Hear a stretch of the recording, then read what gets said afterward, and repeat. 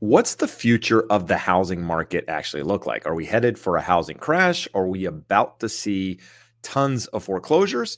That's the question that everyone keeps asking. And a couple of weeks ago, I brought on a data analyst, Ryan, up in Northern California, who looks at data primarily in Northern California in the Sacramento market, but he follows it across the nation. So I thought it would be helpful once again to kind of get an update from Ryan, if you will, to find out exactly what's going on. Now, if you watch the first video, he's not really giving a lot of predictions. He's more reading what the data is actually doing. And, with that, it gives you some insight on how to approach that market as a buyer, as a seller. So, with that said, we're going to bring Ryan in and have a quick conversation. Hey, Ryan, welcome back to the show. For those of you who didn't see Ryan in the last video, what I'm going to do is I'm going to link to that video below. For those of you new to watching, Ryan, take a minute here and introduce yourself. Let them know credentials, if you will, why, you're the man that I'm reaching out to, if you will, to talk about data. Yeah, no, absolutely. And thanks for having me on and good to see everyone. So I run stats for the Sacramento region. I'm an appraiser by trade, been so since 2003. And I love the story of the market. I love Excel and the numbers and, watching the trends and really being like a storyteller for the market. That's how I view myself. So I'm not here to be a bear or a bull in any of my market analysis, but just to say, here's what's going on. And on a side note, personally, I love walking, play the ukulele, love making longboards. That's kind of me in a nutshell. Awesome. So I don't know a lot of people that actually love the numbers. So it's good to have somebody on here that actually loves the numbers, and not only loves the numbers but understands them. So you mentioned being in the Sacramento market. For those of you that know Sacramento or are in Sacramento, want to get in touch with Ryan, or just read what he's putting out there. He has a blog, Sacramento Appraisal Blog .com. Ryan, is that Yep, right? that's right. Which I'll link to in the description below. You can check it out. But more importantly, people want to know what's happened since the last conversation that we had. So just kind of a quick recap for those of you who didn't see the previous video. The market started adding some inventory. Home prices were more or less moving sideways, down a little bit, I believe, in the Sacramento market at that time. But since then, we've seen interest rates peak, even further, right? I mean, I believe at that time we were probably in the low to mid 6% range, if I remember correctly. Now we're pushing towards 7% for the last week, 2 weeks. So let's talk about how that's actually impacted your market and kind of your thoughts on the future of the next couple of months. Yeah, it's been a big change. It feels like a different world right now. And I think in Sacramento, we've sort of been the poster child for one of the, markets across the country that is making the list of, markets with the most price reductions or seeing, the largest price declines and such. And so, but really since May through September, the median price is down about 9%. And that's a hefty number. Normally at this time of year, it should be down maybe about 3%, maybe 3.5%. And so it's been a sharper decline. Makes total sense because mortgage rates had a sharp change. But I think it's very, very clear we're in a declining market. I mean, there's no, mistaking that that's the trend. And so I think since the last time we spoke too, it's just really important to look at what the Fed is actually saying, where, they've talked about housing reset, housing correction, and wanting to stabilize the market. And I just think that, yeah, I mean, Chuck Norris can eat 7% mortgage rates for breakfast all day long, but man, for mere mortals, the rest of us, it's a hard thing. And we're in a place, I think, where we have to start believing the Fed in their attempt to curb inflation. The housing market sort of is poised for pain ahead. And I don't say that as a bear, but I'm looking at stats and it's, you can't argue that, hey, prices are definitively going down in Sacramento. There's no mistaking it. It's been a much sharper decline than typical. And it makes sense for where things are at. And I think this month in October, we're at this place where we're just about to see the median price cross over where it was last year at the same time. And so we're sort of one of those first markets in the country to start doing that, or first maybe a mid-sized market at least. And so it looks very, very plausible statistically. And that's what I wrote about this week on my blog. So, yeah. So, I mean, rates have obviously affected affordability, which in turn has put a strain on buyer demand actually buying these properties. So for those that aren't familiar with Sacramento, what's the average price in your market? Say now, like what's the average price point? What was it prior to the pandemic? And I guess where do you see it heading, if you will? Because the next 3 months are typically slow times in the year, regardless of what is happening in the market. Historically speaking, the last 2 years, somewhat of an anomaly, in my opinion, because in Southern California, we have this seasonality. I assume that you probably have it in your market as well, which, the end of summer, things tend to slow down. People Oh yeah. are back in school, the vacation's over. People don't want to move their kids in the middle of a school year. So, the act of buying a house is not put on hold. It's just not the priority as we head into the holidays, Thanksgiving, Christmas, all that stuff. And then it starts to pick up typically around February, first or second week in February. And that's kind of our spring market as we move forward. So with that said, we're headed into the slowest time of year anyway.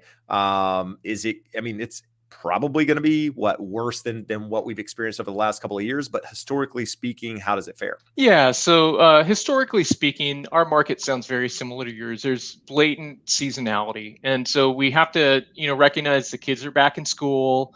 People start to look for the holidays. The weather changes. Theoretically, we'll have rain, right? But I think people start to get into hibernation mode, and that's very, very normal. And so I would expect for the market to slow down. But that's why, when I'm looking at stats, I'm also asking, okay, what does normal look like for this time of year? And what are we seeing right now? And so, but yeah, to answer your question, in the Sacramento region, the median price at its height was 625,000. I know that sounds crazy for Huntington Beach. Different story here, but at the beginning of the pandemic 2 years ago, it was about $200,000 lower. And then the median prices ticked down by about 60,000 since May. And so we're in this place where we're up dramatically from where we were still, but we're also seeing a sharper, downtrend. And I know some people look at the median price, they're like, hey, there's so many problems with that. Like, there's not a perfect metric, okay? But I think even with talking with John Burns Real Estate Consulting, Rick Palacios Jr. Was DMing him on Twitter the other day and asked him, what does the Burns Index show for Sacramento? And he shows that Sacramento's down 7% since May, as opposed to 8.9% that my stats would show the median. And so I'm just saying that even when you consider some of the issues with the median and they control for that, like, we're still down very sharply. Got it. And so on top of that, what are I don't know that you even follow rents, but do you follow rents? Rents are hard to follow because stats aren't robust. I think it's a real missed opportunity in most MLS systems.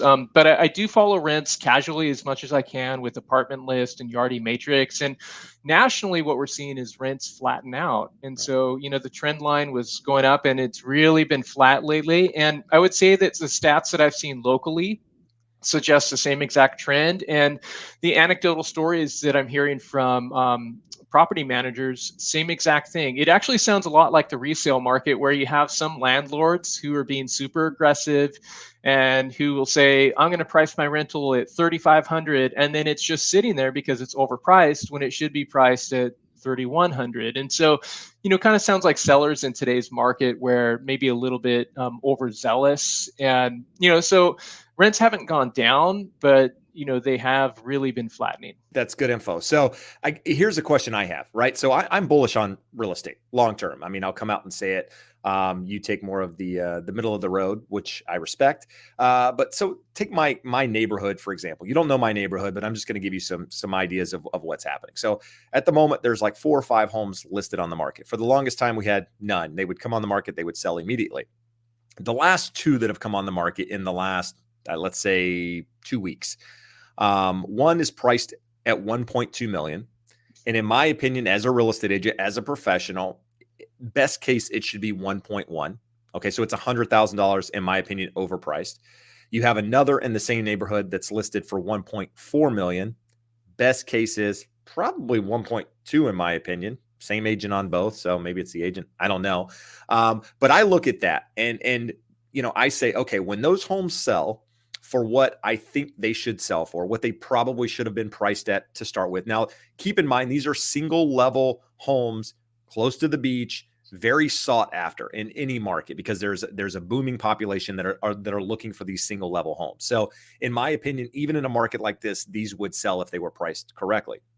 But when these properties sell, one's going to show that it sold for 8% lower than the asking price if it sells for 1.1 when it was priced at 1.2. The other, if it sells for 1.2 and it's priced at 1.4, it's going to show whatever the difference is there, 200 grand. So what, 15%, 14% less than the asking price. So I look at that and say, okay, had those homes been priced correctly to start with, for one, the seller probably wouldn't have had to do such a price reduction, right? And a lot of people out there are looking at the data and saying, okay, this house just sold for 8% less, therefore the market's going down 8%. I know Mhm. that not to be true because, that's one property, it's not the whole market. But how much of that actually happens in like a Sacramento or another market where you're seeing these declines in prices from the list price? And is that, I realize that's not a lot of the data you're looking at, but how much of that is perception from, say, a consumer or a buyer's perspective and making it, I don't know, maybe even worse? That's, Yeah. I guess the So unknown.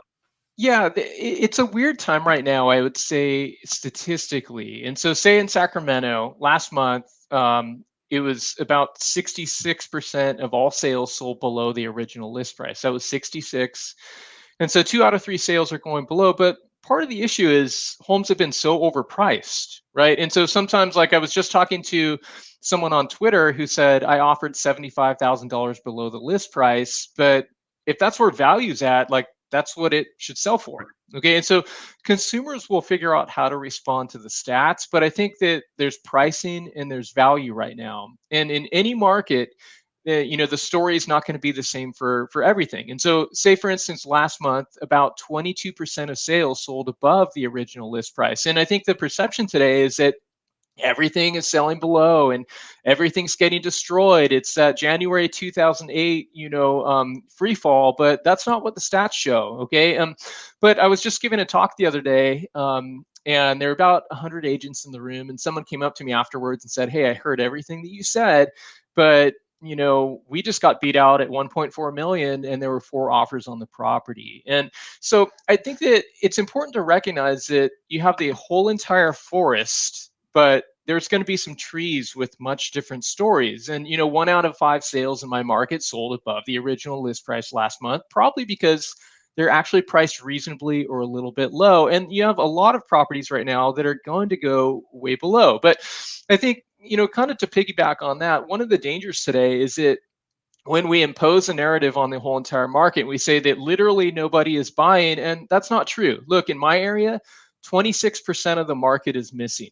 Okay. We've had that many, about 3,600 fewer sales since May than we normally do. But that means also that 74% of the market is happening. And there's been over 10,000 sales happening. Okay. I talked to 2 buyers on Twitter this week who know that prices are going down, but they're still looking for a home. And so I think that the danger is that we assume that I can't afford, so that means that everyone can't afford, or I think it's a bad time to buy, so that means it's for everyone. And so I think we have to obsess over actual numbers. But yeah, I mean, Jeb, it gets weird with, I think, stats and with perceptions. But I mean, we should expect that those prices will go down.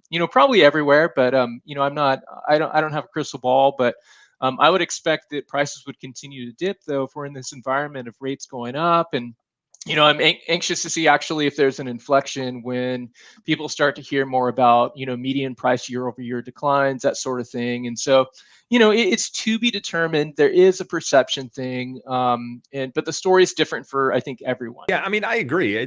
You know, I didn't think rates would ever get this high, quite frankly, because of the amount of debt that we're carrying, $31 trillion. The government can't even service the debt that we have, much less adding, more to it. And it just, all of these cascading issues, I didn't think they could go this high with rates. I still believe that that rates will come back down. But if rates continue to stay where they are and go higher, housing is going to continue to get affected. But with that said, what are you seeing? Like in my market, for example, inventory pretty much peaked, if you will, about 2 months ago. I know we talked a little bit about inventory in the last video, but since then, obviously some things have changed. Are you seeing sellers? And this is, I realize this is going to be really hard to answer because, you don't know people's circumstances, but are you seeing more and more people maybe now come on the market since what you thought was a peak, or has your inventory kind of reached a level that you think is going to plateau? Because like Las Vegas, for example, the latest data I read from Calculated Risk shows that their inventory is up about 143% year over year. That's a big number. Yeah. Most markets don't have that type of problem. Now, Vegas saw a lot more appreciation than some other markets as well. So, it's all relative, but what does inventory look like? Where do you see it going, I guess, for the next 3-4 months as we head into the new Yeah. year? No, that's a good question. And interestingly enough, our housing supply is up 138% this Oh, wow. year. But the problem is that last year was such a low number. And so when you look at it from a percentage standpoint, it's going to sound extreme. And so it's like if my kid's making $5 a week to mow the lawn, which he's making more, you got to adjust for inflation on that, guys. But if he was making $5 and then I doubled that, my kid could say I had 100% increase, but it was only $5. And so right now, we really only have 2.2 months worth of supply. That's historically low. I don't think it's mattered. I think that, like I referenced Rick Palacios Jr., one of the things he said that he tweeted a few weeks back, I totally agree with, was that, he said that I think the housing industry is realizing that you don't need a really high inventory to see prices go down. And I think that's kind of where we're at, where we have not seen sellers come to the market more. We peaked in June, and really we're seeing fewer listings than last year. And so it's almost been, I think, a reprieve for the market. Man, if we were having more and more listings hit right now, I think the market would feel even more dull. But we're in a place where we have almost 2,000 more listings compared to last year at the same time. But interestingly enough, I keep hearing the feedback where buyers are saying, I feel like it's a bunch of leftovers, it's a bunch of junk, everything feels stale out there. But I ask these buyers, I say, would you buy though, or would you offer if it was priced reasonably? And the answer has been yes. And so there is some good stuff out there, but it's so overpriced they feel like they can't touch it. But with that said, I mean, for the end of the year, we're likely to see this trend continue where we see fewer listings. And then next year, I would expect for the normal seasonal trend where we start to see an uptick in the number of listings as the year gets off. Now, will we see anything abnormal? So far, we have not seen sellers rush the market at all. Okay. They are holding back. I think everyone's sort of in that quicksand moment where they're sort of locked into that 2.6% rate and there's nowhere for them to go, or they're very comfortable not going anywhere, right? Or they're stuck for whatever reason. Okay. What can increase, I think, inventory eventually is if we do enter a period of more economic hardship, or if prices really, really tanked, then I think then that could release some stuff. But it's tough. I think we're poised to see maybe more subdued inventory still. But like I said, I don't know that really matters in terms of prices. Sometimes I just talked with someone this week and they said, well, we're seeing fewer sales, 26% fewer sales. And is that just because, buyers have fewer options? And I'd say, no, buyers actually have more options today because there's all these listings on the market. We're seeing fewer sales because buyers have backed off. It's just harder to afford. And so, that's kind of what I'm seeing. But I mean, we'll see. It still feels like we are technically at a normal level, but on the lower end of normal for the number of listings, for the months of supply. Still feels really subdued out there in that level. But then again, the market still feels really lopsided one way, where we've seen sort of Fed policy affect, the housing market. And so it's really interesting to watch. No, it definitely is. I mean, I read a lot of smart people and people on both sides of what the Fed is doing and predictions and what have you. And there's people that believe that the Fed's going to have to pull back on what they're doing sooner rather than later, just because of the economic effects in other country with the gilts and in Japan and the effect that the dollar's having on these other countries. And then you have Fed officials basically coming out saying, hey, unemployment is still really low, push on. So do they stop when something breaks, or do they stop before? It's hard to say. But what I will say, Ryan, is that every day my phone rings, right? So there's willing and able buyers, right? So willing buyers are people that are willing to own a house. I'm willing to own a house on the sand in Newport Beach. I'm not able to own a house on the sand in Newport Beach because of the price of that house and what it costs to be able to afford that house. So every day there's willing people wanting to buy houses. So it's not a lack of people wanting to buy. It's really a lack of people being able to make it happen for one reason or another, affordability, or just what's happening in the market in general, kind of putting people on the sidelines. So, where do you see, like, what's the breaking point here? I mean, is it because we have a problem? If rates go back down, for example, in my opinion, now argue against this. If rates were to go back down for whatever reason, say the Fed decides to pull back in any measure, and rates were to trickle back down, say into the to low fives, high 4% range, I think that brings some buyer demand back to the market. Personally, I think anybody that was sitting on the fence, anybody that was thinking about the opportunity or maybe potentially priced out, makes something happen. If interest rates go higher, that obviously creates a different effect. But we still have that supply that you mentioned earlier is still a problem nationwide, even with existing homes, right? So I think at the moment where, last data I read was somewhere between 1.2 and 1.3 million existing homes. And a good portion of that are properties that are pending sales, right? So once you take those out, there's only 750-ish thousand, give or take, available homes for sale. That's well below what we need in order to kind of keep us in a balanced market with growing population and just all of these things. Whatever the next generation is turning prime buying age and continuing to buy. And I'm not talking about right now, but I'm talking 5-10 years out from now. This isn't a question you could probably answer, but we're kind of at a stalemate. Like I'm baffled because I'm like, okay, sellers are stuck into this low 3% range, and are likely going to stay put unless they absolutely have to do something. Rates are where they are now. There's people that are going to be priced out, can't do anything. So what's the point at which this thing moves in one direction or another?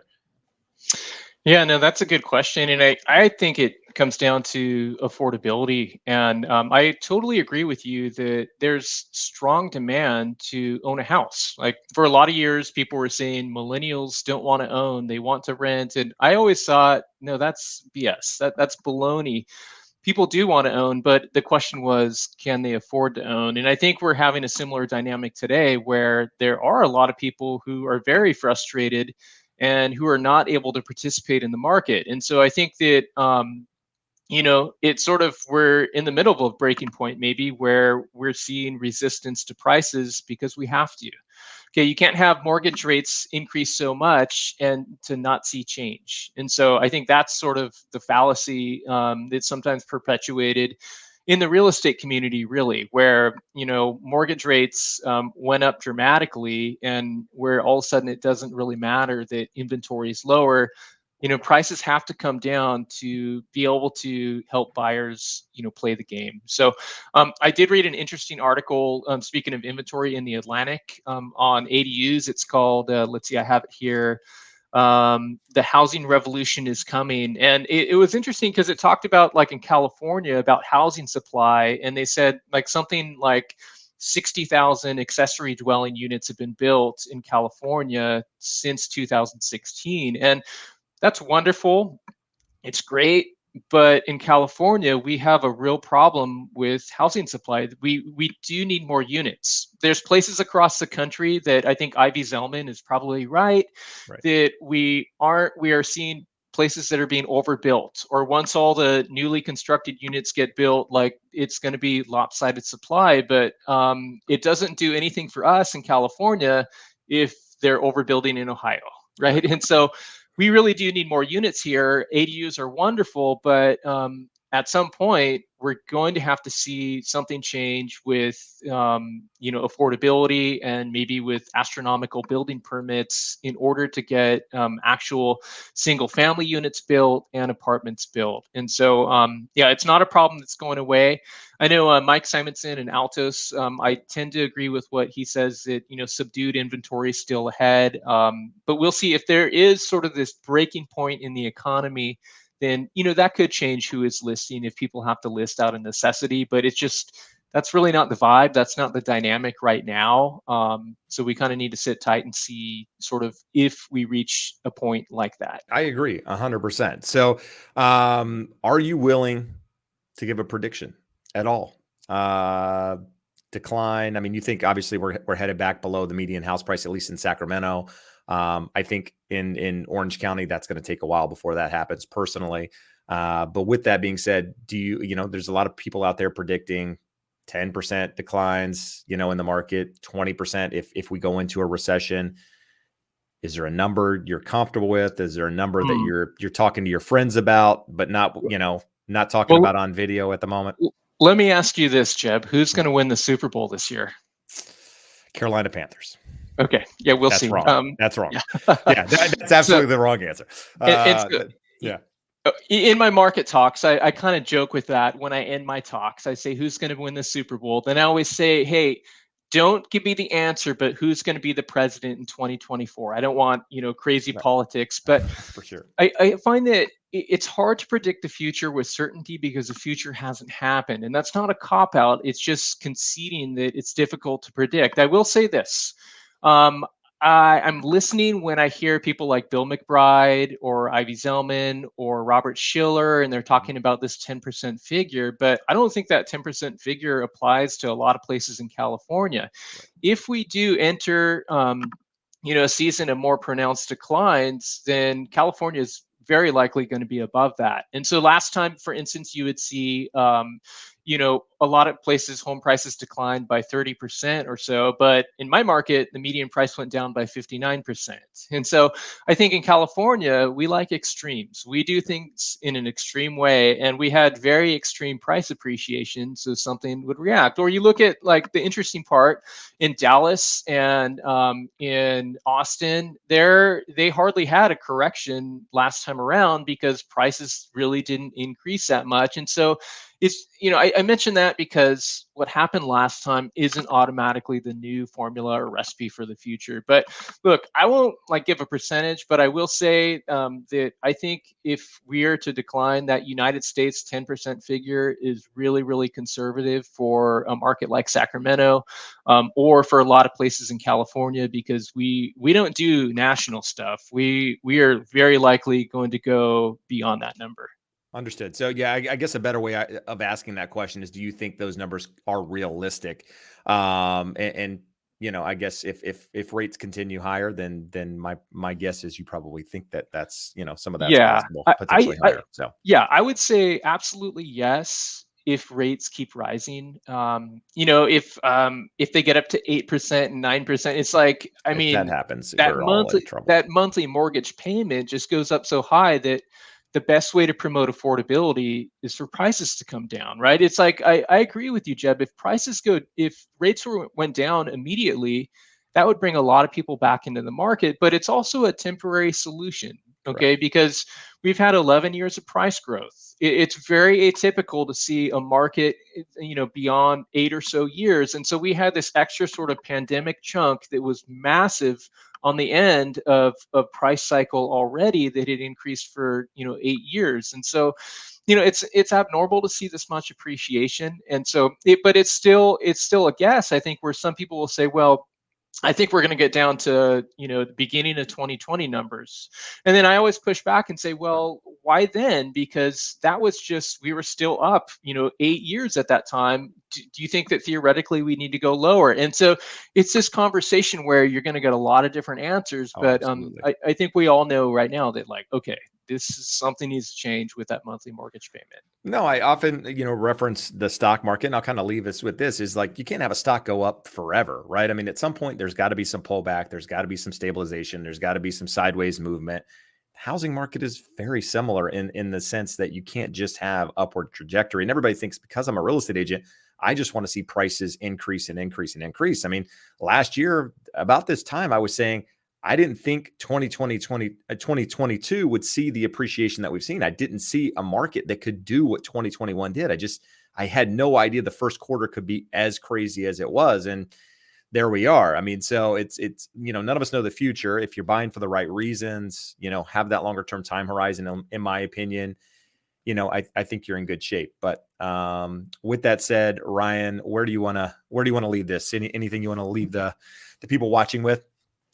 I would just say keep watching the market. I have a sign in my office that says the market is always moving, and I like to look up at it because it's really true. Things don't stay the same, and we're in the midst of change right now. But be careful who you listen to right now. Obsess over the numbers and unsubscribe from voices that are making outlandish predictions that don't come true, or that people keep repackaging their prophecies when that doesn't come true. There's no credibility in that. I don't have any patience for that. I don't have time for that. I don't want to live, with rose-colored lenses or with doom lenses. I want to live in the land of stats and watching what's actually happening.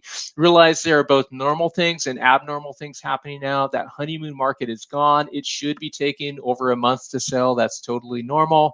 What's happening with prices and stuff, that's more inflamed. So anyway, I vomited a bunch of stuff out there, and so that's what I want to leave with. But thank you so much, Jeb. No, Ryan, I think that was a great place to leave it. And for anybody watching wants to see the first video that we did, do me a favor and check it out here.